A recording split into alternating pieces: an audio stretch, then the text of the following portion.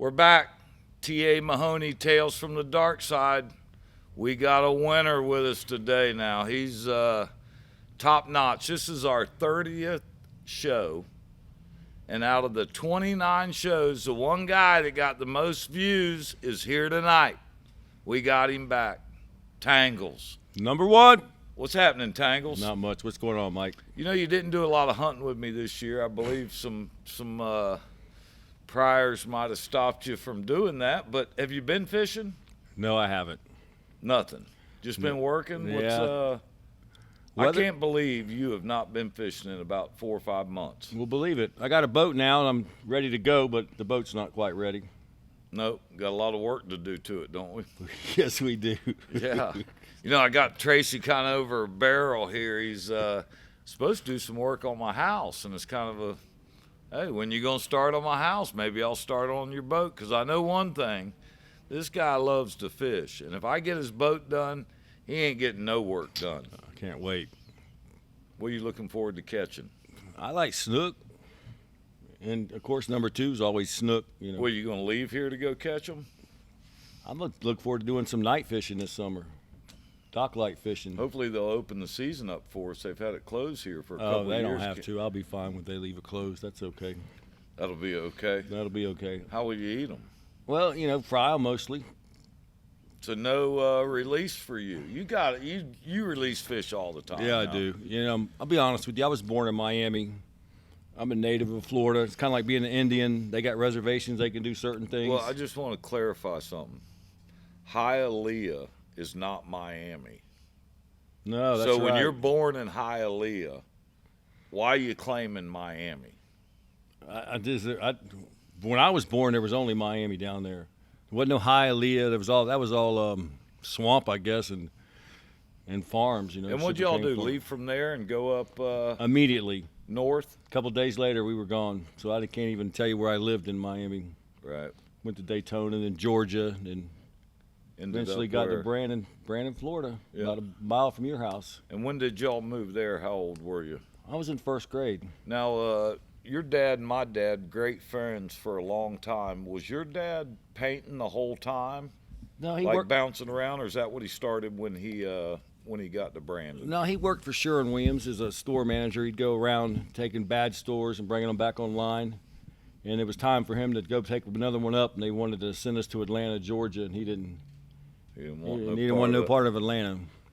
Well, leaving here to go there, and he liked to fish. So yeah, Atlanta's not really a big saltwater area, I wouldn't say. I guess not. I've never been there. Now, you know, on the last podcast we did, we talked a little bit about your uncle, but your uncle basically retired down there in the Keys and was a charter fisherman for 40, 50 years down there, wasn't he? Yeah, he was on the Missouri when they signed a treaty with the Japanese, and so he retired out of the Navy base on Key West and fished out of Boog Powell Marina. Yeah, I remember that as a kid going down there and fishing. It was one of my dad's go-to guides down there. Really only had one, and it was Ernie, Captain Ernie, down there in Key West. And I think I caught my first tarpon with him. Always caught fish. Great guy for sure. Low key, nothing like you. Nothing like me. He was a smart man. Yeah, he listened more than he talked. He did. He was cool that way, wasn't he? Yeah, he was just a great guy. I remember being down there on bicycles in Key West, right around his house, and shell roads everywhere when I first went there. And of course, they started paving them, and it's changed a lot, you know, since then. But I was down there for a honeymoon. The only one I had we were in a restaurant with Red Auerbach and Boog Powell. I can't remember a couple other guys that were pretty famous back in that day, you know, and it was Captain Ernie. They all knew who he was. You know, he was just a nice man, good dude. Now, you said you were married. Did fishing affect your relationship? It must have a little bit somewhere along the line. I went fishing on a lot, and she didn't go as much as I did, and I think there's where the problem started. I got you. So now we'll talk about that. You don't want to talk about that? No. I don't care, shit. No, I don't want to talk about it. We don't need to talk. That's about it, anyway. This is a kid show. I don't know why I brought you on here in the first place anyway, but shoot, we've been buddies probably 45 years or so, I'd say. A long time. Long yes. time I put up with you, you know. And our dads were friends. We would have probably never been friends if it wasn't for them being friends. Yeah. What's some memorable times you've had with me, Tracy? Fishing. I remember Let's talk fishing. I remember being a kid one time. We were in a little room. They closed the carport in and made it a game room or something. There was no games in it, but we're all out there playing. And my dad stuck his arm in the door and said, "Who wants the first ice cream?" And of course, who you think wanted the first ice cream? Of course, Mike got the first ice cream, and it was a beautiful ice cream cone. And I mean, steam coming off this vanilla ice cream. You couldn't get a better looking cone. We were all hot and sweaty from running around, and there was probably a dozen kids looking at Mike eat the first ice cream. He took a lick of it, and he said, we knew there was something wrong because he offered to share it with us. And somebody else wanted, I'll take the next that one. Crisco makes a pretty ice cream, don't it, Mike? That's where and people wonder how I get to pull tricks on them and shenanigans. Look at what I went through as a kid. I was probably, 8 years old, and your dad handed me Crisco that was in the freezer. He took the scooper out, put it on an ice cream cone, steaming. It looked beautiful. It looked like vanilla ice cream. And you were so thoughtful, you wanted to share it with us. Yeah, you didn't want to go down by yourself on that one. I licked it, and I thought, maybe I shouldn't be so selfish. Maybe I should hand that off. What about fishing, Tracy? What about fishing? I love it. Something memorable you remember? What sticks out in your mind? I guess Louisiana. Which time? When you had the contender down in Anna Maria, going down there, that was a lot of fun. Trolling for gags or whatever. Well, I kind of taught you there's a lot of fish out there closer than you think, huh? Oh, yeah. Yes. Those gags. We've even, fall, if you remember, caught a true black grouper. Had to be 10, 12 pounds. I was inside the ship channel, before the Whistler buoy. Yeah, it was before the Whistler. We didn't even know what it was. Yeah. We thought it was a Kitty Mitchell or something like that. We knew it wasn't a regular grouper. That was a trip we ran back real quick, didn't we? Lighten the load. I remember going out there and trolling for 2 days and get maybe a bite or two from a short red, trolling for gags. And all of a sudden, we got our limit within 5 minutes, and you wanted to turn around and go home. I said, no, let's sit here and fish some more. We've been fishing for 2 days, and they're biting now. Let's get on them. Nope. You got your limit. What else you fishing for? I don't know. Tracy don't want to come in. I was thinking, as you said that time we took them Canadian people out, and we were up there in the middle grounds, and it was blowing 10 to 15. We left. Wasn't supposed to pick up to 20, 25 until we got probably about 4 or 5 o'clock in the afternoon. Well, about 1 o'clock, if you remember, it was white caps surrounding us. It was supposed to turn around, the weather. That's right. It'd be at our back going and back. We thought we had it licked, didn't we? It did. No. And I remember I was pulling in and getting everything ready, and Tangles is like, can't we do it one more drop? And I'm like, we got a 4-hour ride going back. Let's get some bait. That's probably one of the toughest rides I've taken. What was it, 80-something miles and 4 to 5 footers. I mean, right on the button the whole way. Michael looked around and said, salt life, this is salt life. And every time you hit a wave, you're going, the boat's clacking, the doors are slapping. I'll tell you how bad it was that day. Usually you can get behind the leaning post, and you're pretty safe.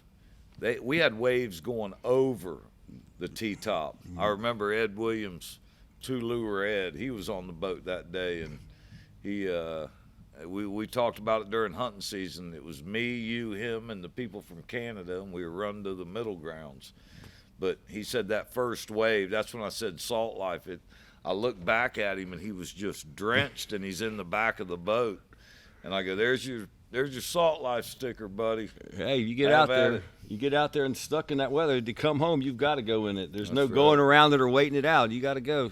So what are you looking forward to this year in fishing? You got a couple trips planned, opening gag? Who invited you on that trip? Maston Stewart got me How'd marking. you weasel your way in there? I don't know. I think I owe him money or something, and he probably wanted to make sure I showed up. No.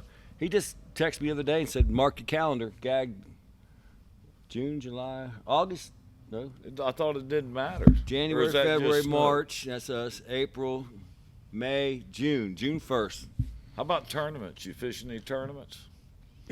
No tournaments. I'm not a tournament fisherman? No, sir. I don't like tarpon either. You can't pass that lie detector test, no, can you? Is that the problem? And those things are tough. No, but if you can't eat it, I don't care for it.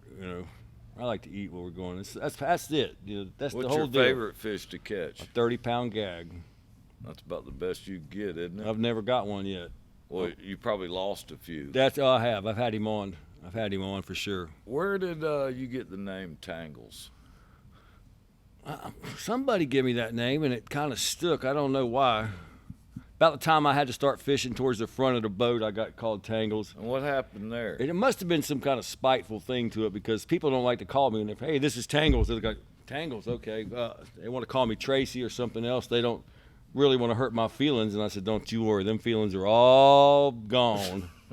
Been on the boat with Mahoney. You better you better not have your feelings all. And that same, up, huh? I've already get thrown to the front of the boat. I can't come anywhere but near the shade. Pass the console. All the front, and then I'm happy there. He couldn't hurt my feelings there.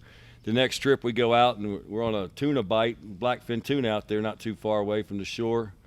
And Mike throws a flat line out there, and within a minute, he's got one on, screaming, zzz, but there's somebody wrapped around his line. Do you remember He's that? got a line. I was sitting. Which time? I was standing next to Mark, your son, and it came up, and there was a green jig on your line. I think that one got off, and I told Mark, I said, I would have gave anything not to see that green jig on that line. I thought you were going to talk about in Venice that time. I was reeling in the yellowfin, and I look up and goes, whose hook is on my line? And you were hiding in the front. You don't remember that? No, not hiding that one. under the beanbags. I do remember hooking a big dolphin up there while we were tuna fishing, and brought him to the boat. He was a nice big bull. I think he was like 50 pounds, something like that. And you scraped the gaff across his back and missed it, but nobody ever mentioned that again. But I do. What happened again? I want to hear. I had a big bull dolphin up there in Louisiana. I've never seen a 50-pound bull dolphin in Louisiana. But I don't know why you scraped the gaff right across his back, tore him up, and made the line out. Yeah, I think we didn't get him in after that. It was all too much. He broke off. It was a nice fish. Nice fish. You didn't say nothing? I dare not. I've already called Tangles. Why do I want to get involved with some more of that? Huh? I don't remember that. I wonder how I can. I wish somebody else would talk about that one. You don't remember that, really? No, let's hear another one. You hear another. You don't remember that one, really? Much. I like to hear them. Oh, how about the anchor deal? Whose fault was that? I guess it's mine. You know what? When you're on a boat, ultimately, let's talk about the anchor. Now my stomach's turning because I just thought about the $1,600 that you cost me. If you're running a boat, the captain is responsible. I can tell you that, and I believe that. He's my mate. We see good bottom. All of a sudden, we're in the middle of pulling the anchor. All he's got to do is pull the anchor up. It was in that position. Lock it in. I start fishing. All of a sudden, he walks away from the anchor. Is that what happened? Well, I was ordered to the back to do something. And then what happened? I stayed back there. I forgot to go up front. You tried to fish, and I ran you out of there. Well, anyway, when we took off, we heard a thud and gunk, and it was gone. The first drop, we lost the anchor. 30 foot of chain, 8-plate rope. Thanks, Tracy. Instead of having two cheap anchors, we have one very expensive anchor. It's still out there on the pipeline. And come to find out, they're important when you're out there deep sea fishing. You kind of need an anchor if you want to go to. We caught fish that day. We did. I think we did. We did real the good. Box with red grouper. We had to get out of that deep water because I couldn't anchor up. Yeah, we were in about 180 when we lost that on a rock pile. Yeah. On the pipeline there. You know what? And that's really what saved the day, because I didn't want to live any longer after that. That was ugly. Yeah, that was terrible. Cut it off in the prop of the boat, huh? Yeah, brand new props, 8-plate rope, 5,000 RPMs, just all that's a mess waiting to happen. We both knew what it was. I was like, oh, no, that can't be what I think it is.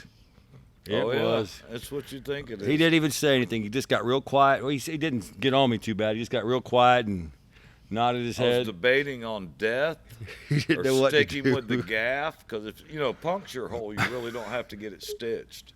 So if you pop somebody in the leg with the gaff or something, maybe you straighten them up. You still owe me for that. Oh, okay. I'd rather owe you than cheat you out of it.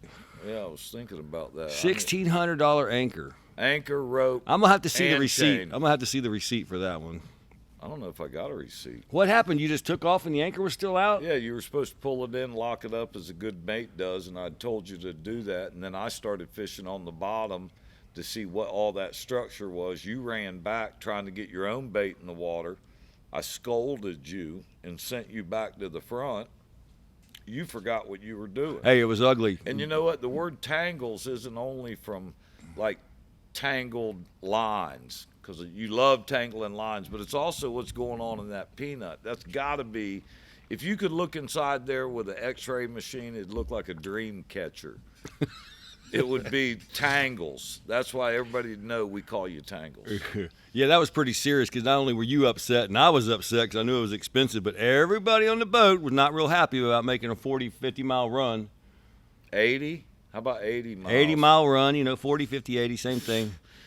And, not even have a fish on the boat, and there goes the anchor. So are you off all your probation for the fishing violations? I got to double check that. I think the charges were something was withheld. I paid a little fine, and they say I will never see it again. Well, good. You're ready to go back without a license and keep illegal. You know fish, what? My aren't you? license is run out. I ought to go down there. I was trying to go down there this weekend. Well, you can't fish with me without that license. I heard there's different policemen down there now. Well, Tracy, we got to take a break. Okay. We're having a good time. You're the #1 viewed Tales from the Dark Side, the one and only Tangles. We'll be right back.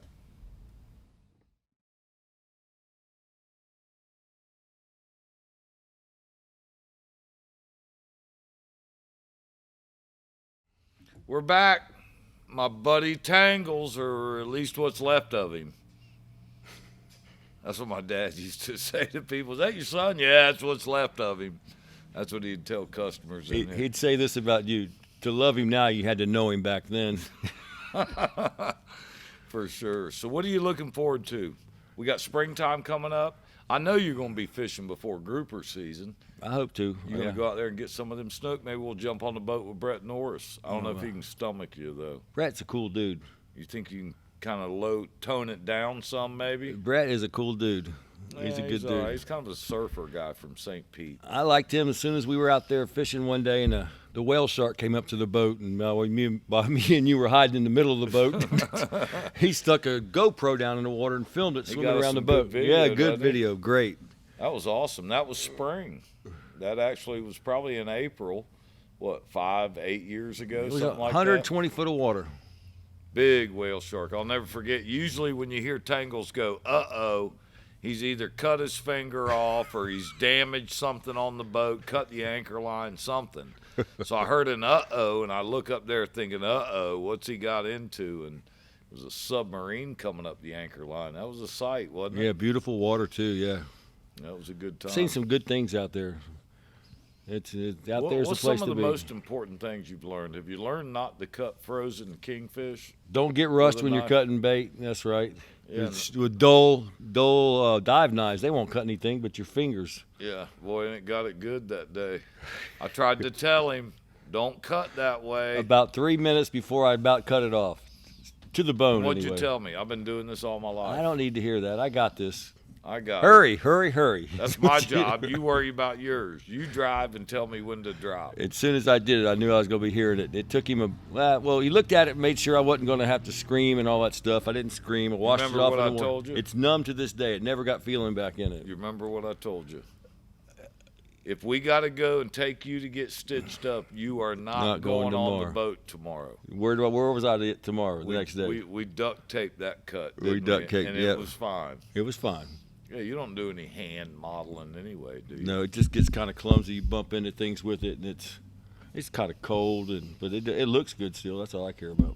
You know, from fishing the Tampa Bay area as long as you have, Tracy, what's some of the biggest changes you've seen with the fishery? Probably the amount of guides out there, and how many people is here fishing now. And I guess the water's getting better. Of course, back then, I didn't know how to fish anyway. I'd go buy me some metal leaders and some weights on them, and thought I was going to tear the world up. I thought I knew how to fish then, and every year I figure out I don't know how to fish so much. There's some people out there that really can get it down. Brett Norris, your Mark Fioxes, and there's people that know what they're doing out there. Rubio, Ernie, my buddy. Yeah, he's good. And you've been around some really good fishermen. Yeah, Tommy's awesome too. Tommy is awesome. It's listening to them and paying attention. As you know, a lot of these guys don't want to just go teach you everything, but if you watch them and they're putting fish in, you can see what they're using for bait. And I know one of the things with Tommy, I used to always hook my pinfish through the bottom of the jaw up through the snout. And like he said, he's going to die right off the bat. You're forcing his mouth shut. And that's where I learned to hook them things through the side of the mouth like a bit in a horse, and they can keep that mouth open, and it sure works. Yeah. I've seen the difference. What's the biggest grouper you've caught? You know what? Probably a red grouper somewhere, I don't know, around 20 pounds maybe, 20, maybe That one, 23. I remember the one you got on my boat. It's probably pushing 25 pounds. I've got some It was big a red slob grouper, red. and I've had the big gag on before, but I Just couldn't close the deal. couldn't could close you? the deal. You know, on the front of the boat, you got to go over the front of the boat. You got to get your rod down there, and it's really not the way to do it. Trying to do it like this, you got to point that Well, rod. Let me just clarify something. I think when you're up there, most of the time you fish from the rod holder. I had to. I was going to lose my rod a time or two. I've had some things I didn't know what it was. Just stick it right in there and start cranking it. And you know what he does too? He makes noises. I used to. He makes noises like he's holding the rod. Well, he's not even holding the rod. It's in the rod holder. And when it starts bending, he goes, oh, ah! Like he's the one holding the pressure. And you're looking at him going, what are you doing? The rod holder's got it all. Oh, I used to be the funnest thing going fishing. All I went, up, I got a bite. I got up there. It is. Tap it, tap, tap. And guess who don't like that? He don't like all that stuff, you know. He No, don't, I mean, every time, hey, got a bite, both feet, pop, pop, pop, pop, look at me. no pictures. Don't get no pictures. Get some more fish, and then We get pictures. I know he's taking the fun out of it, but I still like to go. You know, Tracy will get on the boat. He's like a little kid first thing in the morning, and I love just, you know, it's your buddies. What's some of the things we do on the boat? We yell at each other. We talk trash to each other. And you got to admit, most people think, I talked to my buddy Dean, and he's like, I'm not coming on that podcast. You're going to roast me. Well, it's not. Everybody gets like that. Everybody takes their share of heat. Well, yeah. Some people serve up the heat a little bit more. Tangles, he ain't real sharp sometimes. He gets a fish on, he doesn't think. Yep, and I tell you what, if Mike comes to you when you got a good one on with the gaff or the net way too early, it's not a good thing because he'll poke you in a few places with the other end of the gaff or the net. To get you moving. Yeah, to do that really good. And yeah. you know what? When you're talking to somebody and they're not paying attention, what's the best way to get their attention? Roll the weight up to the eye at the end of the pole. Hit that thing hard. What happens? You get upset. It ain't pretty, is it? You know what's funny about that? I'll get on Tracy. He'll have a fish on, and I know everybody's been through this. And you don't really want to beat that guide up, right? We all know we don't want to. It's just something that happens. I'm yelling at him, telling him, come on, see if you can put it through the third guide. Everybody can hit the first one. Let's hit the third one. And then what happens? I catch a fish. I run my weight right up to the top of the guide. And you know what? Everybody gets on me. They yell. It's their chance. And let me tell you, my boat, when somebody has a chance, they don't let up. I've heard you. I remember going on Mark Fiox's boat, and first time he grabbed a sponge or the brush and started washing the blood down while he was on the trip, you looked at him like, yeah, where's that on my boat? yeah, where's that at? Then it became Making a Mess, Mark. Yeah, we had to change his name. Making a Mess. And let me tell you, when I get on his boat now, it's rip stuff apart and throw it on the ground. If there's a piece of bait, step on it. Because that's what he does on mine. Oh, he's a great guy to fish with. Mark's good people. You on that boat that day, he tried to save a beeliner, and he was going to eat it, and I butterflied it and dropped it down and caught a big old red grouper. I've seen you do that, yeah. Mark's going, where's the beeliner at? And I go, he's in the stomach of the 25-pound red grouper. Put him in the box. Yep. Ain't nothing worse than somebody throwing fish in the back deck and rebaiting a hook and dropping back down, not taking care of it. You agree?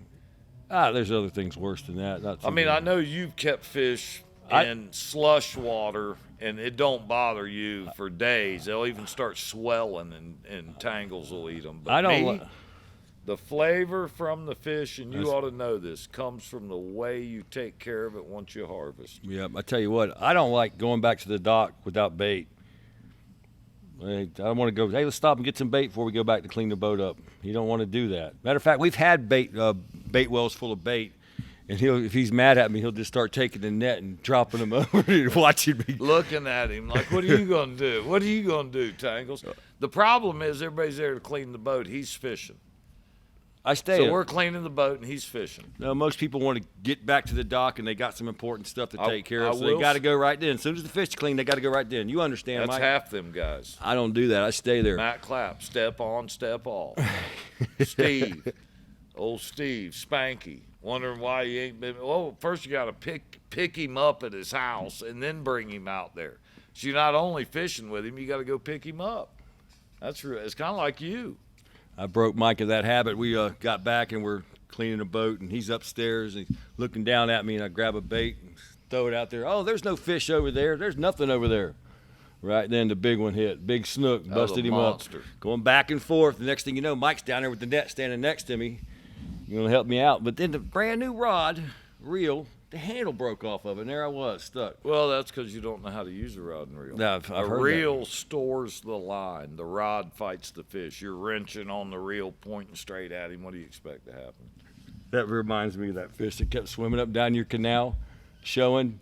And I was working in your yard down there, and you'd say, go get the yard done. Go get the yard done. I'd look around. I'd look back, and Mike's trying to catch the fish as he buzzes by the boat again, back and forth down the canal. He made me so mad I went out there with a cast net.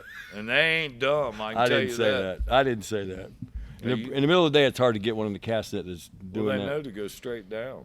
We just trying to teach him to be. I hit the horn on top of his head. That's how much I covered him, and that fish just went. Didn't boom. stand a chance getting him there. He was bang. I wasn't really trying for him. There was some mullet close to him was what I was actually throwing at. I can't believe you just said that. Can you take it back and get rid of that part? Get rid of that part with what? The cast net? The mullet. We don't want no mullet down there. Yeah, big mullet. Mike wants mullet. You know, Tracy stayed at my house one week down there, and I'll tell you to be cautious if you know this guy. When you give him freedom, expect the worst. So I turned the corner where the house is, a little fishing shack we got. A little fishing shack. With a boat. 3 stories. Blowflies. In an elevator. Landed on my truck. He's convinced that I introduced the blowflies to Anna Maria. They have never been on Anna Maria before. They're wanting to fly down there until I got to fishing. Now we're coming in. He stayed at my place a week. He keeps his bait out on the dock, so he's ready to use it. Even if it's 90 degrees, the bait stays on the dock for days. So we pull up in the boat. The blowflies are on the lift waiting to jump on the boat. That's because I wear the same color shirt every day, and they recognize me, I think. I mean, the birds are one thing when they recognize us. Now we got blowflies recognizing. We straightened that out. I cured Tracy of that. We had a chum bag he was saving. Must have been 3 days of chum, right? Yeah. So if you tell somebody, one of your buddies, I know you can probably relate, you tell him something, he never listens. One time. So old wore out chum bag with chunks of meat in it from the fishing trip, I want to throw it in the garbage. He wants to save it because he's going to fish off the dock. Then he forgets about it. I didn't forget about it. Oh, yeah. I found it. Well, no, you forgot about it, and 3 days later you found it. Smelled like a dead body in my truck. I put it, the back of his truck was full of crap, so I took this stuff. Yeah, I took this bag with chum and nasty guts, put it way up underneath something. Down the hole. That was the bait, the squid. Oh, that's right, yeah. Anyway, it smelled like a dead body. I thought for sure he'd stuffed one back there. And he couldn't find it. It drove him crazy. You even called me about that. Where'd you put the dead body? Yeah. You know those little holes on the pickup truck? One time I was mad at him, and, you don't want to physically abuse your buddy. So, of course, I may not win. He may take me, so I can't chance that. So I took some squid and put it in them little holes all down the side of the truck. What was it, about a week later? Squid smells. It stinks. It's bad. It's hard to get to when it's in that body panel, isn't it? Remember Danny? Mike had a neighbor down there in Anna Maria. He'd come over and check out the place every day to make sure things were going on. When he had to watch him. When he made the first trip over there, he saw the bait on the dock and everything, and he didn't think the Anna Maria deserved to have dirty bait on the dock. So I got there, and I noticed it was a mess, and Mike was coming down to do some stuff, so I had to clean it up, and I did. And about 15 minutes later, Danny comes up. He parks his golf cart out front, and he starts hollering, "My Lord, what is that smell? What's going on around here? You got the garbage taken out?" And he goes, always when Tangles is there. He's going there looking for the bait. Well, the bait had been taken care of and moved out 30 minutes ago. There was no smell there, but he was professing to smell a dead body himself there. I'll tell you what, for somebody who doesn't own a piece of property on Anna Maria, all the cops know him. Every one of them there. You met one of them in a bar, didn't you? Oh, the first time, yeah. He was a nice guy. In uniform, and he was in a bar. Yeah. He couldn't believe I was kind of halfway sober. Usually you're blasted when you're down here. Not me, but people are visiting us. Usually not sitting next Tracy to. doesn't drink, and but he will go to a bar because he gets around people that are drunk, and he feels normal. That's so he's like on the same level as that. I guess that's why you hang out at the bar. I've been called in as a dead body before, if that means anything. Why don't you tell us about that story? Oh, I don't know. I don't drink too much anymore. I didn't quit drinking, but I don't per se drink anymore. And got down. We were about to have a class reunion, and the night before, some friends were down at the bar and grill, the place to get something to eat. The bar. And I went to Bar and grill is open till 3 a.m. I went to meet them down there to have a couple of drinks, and I got there late, 9:30 or something. But they already had a good buzz, so I tried to catch them, and I guess I did. And next thing you know, they're all gone. I didn't even realize it, and got a little, well, not a little. I got a lot, and then had to get a ride home because I couldn't walk Smart. or anything. He left his vehicle there, got the ride home. I couldn't get in the vehicle. I remember that being pretty hard, so I just laid there in the parking lot for a little bit. Let him know the situation a little bit. You're staying where? I'm staying in South Brandon at my boy's mother's house. Baby mama. How you gonna say that, Mike? Baby See mama. if you can embarrass me. It won't work. I'd rather you say it than me. It sounds funny when I say it. You don't have to explain it, but it'd be nice for the people out there listening. I got too many shots in me, way too many, and next thing you know, can I hit the table or are you gonna get upset? Hear that? And I look up, and the first thing I noticed is I got sand in my mouth. Well, dirt. First of all, why was the door locked? Because weren't you told if you come home late that the door was going to be locked? No, that's not at all. I couldn't make it to the door is the truth of it, I think. The door wouldn't have bothered me. But anyway, so first thing I noticed. Hey, hold on. You got to let people get there. Okay. You went from being there and had a few too many shots. I'm laying in a parking lot. Somebody picked me up and got me home. Yeah, and you were in your driveway. And the only blanket was what? Well, I don't know about that. See, you're getting all I know is I got in a truck. Somebody's taking me home. I don't know who they were. They were angels. They were great people to get me home off there. And the next thing I know, I'm getting tapped on the shoulder. I'm tasting this sand in my mouth. I look up, and it's one of the prettiest Hillsborough County sheriffs I've ever seen. She's probably 5'2", blonde, and she wants to know if I'm okay. I said, yeah, I think so. I'm looking around, sitting up, and I'm in the driveway, wrapped up in a carpet that's there to catch the oil from the car, and I looked down the road. You know what I'm saying? I thought it was a dog blanket. It had a lot of sand in it. Is all I know. And I'm looking down the road, and there's these neighbors there, two people, and there's a couple here. I'm waving at them, let them know I'm not the dead body. So what happened? The neighbor went by and thought a body was laid out front. Yeah, and it was really you rolled up in carpet. Yeah, it was me rolled up in carpet. So then she asked me, where do you live? And I said, she asked me for my ID, and I had it, and I gave it to her. She goes, where do you live? I said, I live right here. She says, well, your license says you live in North Brandon. Oh, well, okay. Well, I've been there before, too, but here's where I'm staying now. She asked me, do you got some kind of restraining order or something against you here? Well, I didn't when I left. I don't know about now, but I didn't when I left. So come to find out, she went knock on the door and said, you know this man? She looked out. Oh, yeah, I do. Hey, kids, get up and watch your drunk daddy out here in the parking lot or out in the driveway. What a proud moment. Yeah, it was. I haven't been drunk since then. I don't blame you on that one. Called in as a dead body. Yeah, a neighbor going to work looks over and sees a body out in front of the garage. There was couples of them. They weren't just one neighbor. There was two here, two there, two there. And they knew it was you probably. And they were thinking, uh-oh, what happened? Is he finally gone? Yeah. Waved them They knew I wasn't dead. They just didn't know what was going on. And then walked back inside. Yeah. You got any more of them stories? That was a good one. I didn't make it to the class reunion the next day. No? No, I didn't feel too good. Hey, but sometimes you got to do that to get to where you got to go through what you got to go through to get where you're at. So what have you been through? You ain't got no more of them stories? Oh, I got a bunch of them. Let's hear one, but make sure it's tame enough for TV. What can you say? I mean, remind me of some. You know them. People may want to know how you got to where you were at. What caused the craziness? Have you always been that way? I think so. Just radical and troublemaker. I love to have a good time. I'm not really a troublemaker. I'm a loudmouth. Not a troublemaker? I don't think so. Do you? I think you cause some problems. When you start poking and prodding. Poking and prodding. It's all done with a smile on my face. Let's just put it that way. Oh, yeah. He'll say it and get out of there. Get it all stirred up and disappear, huh? I'm glad I grew up in a small town. How about you, Mike? Yeah, I love it. Big changes in Brandon, huh? Not the same place. The last 40 years. It used to be a good time, and you could run around there all hours of the night, or at least we did, and never got no. We threw oranges at cars all night long and never really got in trouble. Hey, you want to tell all them people that? What if we hit some of them people on there?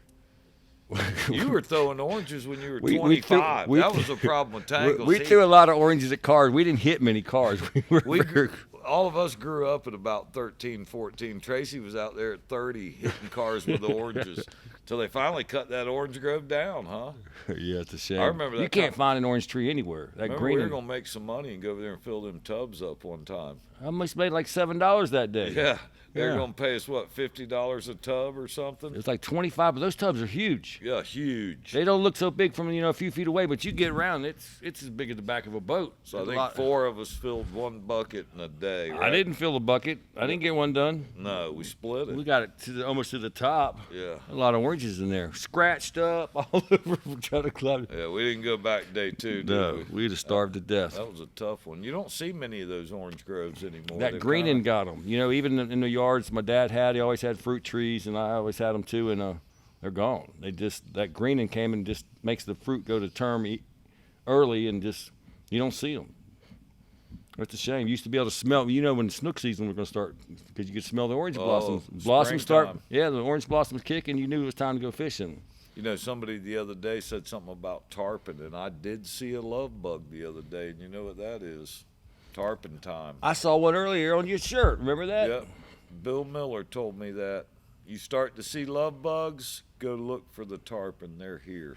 So I would say that they're pretty close right about now. You much into tarpon fishing? I've caught a few. I like to catch the small ones on light tackle, around the power plant or something, those 10 or 15 pounders, maybe a little bit bigger. I think everybody should bring one in and see they caught one, yeah. And see the Silver King. Everybody's got their fish, when they bring it in, they fall in love with it. I happen to fall in love with a big snook or a gag grouper or anything, tuna or something out there. That you like all those. I like something I can eat. I do too. If I'm gonna work that hard for it, I remember we took you out yellowfin. I think it was your first time. You got my first kingfish too. Me and you were out in your old fountain. Yeah, that was on Clearwater Hard Bottom, and that was probably this time of year. It was probably spring also. We had a good time that day. We had some wind that day for some reason. We ran north like that to go fish that hard bottom, because we left out of Fort DeSoto. We were fishing wherever we were. I had never done it before, and there was a couple boats catching them left and right, but they were catching small ones. And you said, just hold on, we're gonna get a real one. You had a blue runner, be trolling it slow, and we did get a big one that day. The biggest thing that helped me with that kingfish and locating them big ones is the Croftons. Fishing with them on the back of a Hydra Sport in the SKA for about 3 years in that pro division. Step my game up. Big baits, slow as you can go, lots of line, lots of drag. And if you remember that day, those guys were chumming.